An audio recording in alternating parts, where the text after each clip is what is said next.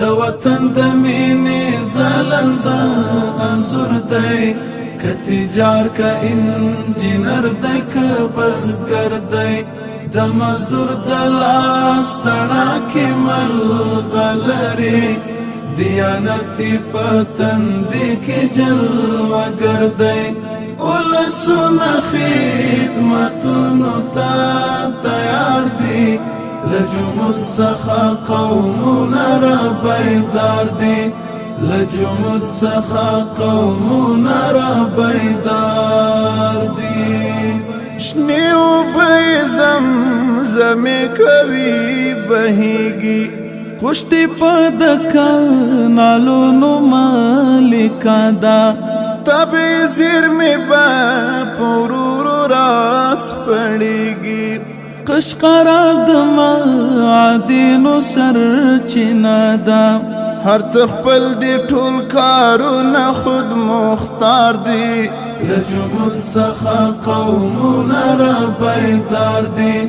د وطن د مینې ځلنده انځور دی، که تجار که انجینر دی که بزګر دی، د مزدور د لاس تڼاکې ملغلرې، دیانتي په تندي کې جلوه‌گر دی.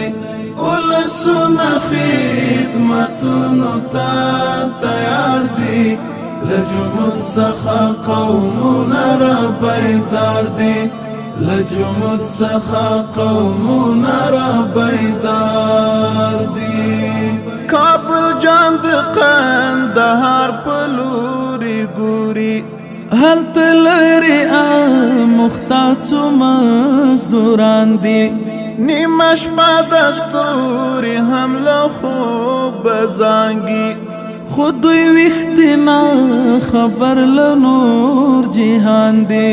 خوب راحت د ژوند خواږه له تازار دي، له جمود څخه قومونه را بیدار دي، له جمود څخه قومونه را بیدار دي. هر سهار د خوشحالۍ زیري را اوري، پروژې دی یو په بل پسې پیلېږي، افغانۍ ارزښت ساتلی دی په کلکه، داخلي تولیدات ورځ په ورځ زیاتېږي، حاسدین او خاینین واړه بیزار دي، له جمود څخه قومونه را بیدار دي. د وطن د مینې ځلنده انځور دی، که تجار که انجینر دی که بزګر دی، د مزدور د لاس تڼاکې ملغلرې، دیانتي په تندي کې جلوه‌گر دی.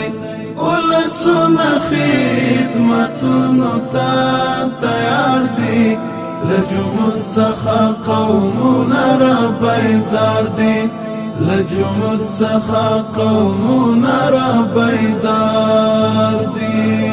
په ورېښمو به شي جوړې ټولې لارې، او سالنګ به د شهراو مقتدا شي، له شماله به جنوب ته مزل لړن شي، ستر محور به د نړۍ زړه د اسیا شي، کاروانونه د خوښۍ کتار کتار دي، له جمود څخه قومونه را بیدار دي، له جمود څخه قومونه را بیدار دي. وطن غیږ د هر کلي ورته نیولې، کډې راغللې د ستړو مهاجرو، ټول درزار یو مسافره کلیواله، د تبعیض ښامار مو ویستی په ډبرو، لوی واړه زاړه له مینې نه سرشار دي، له جمود څخه قومونه را بیدار دي.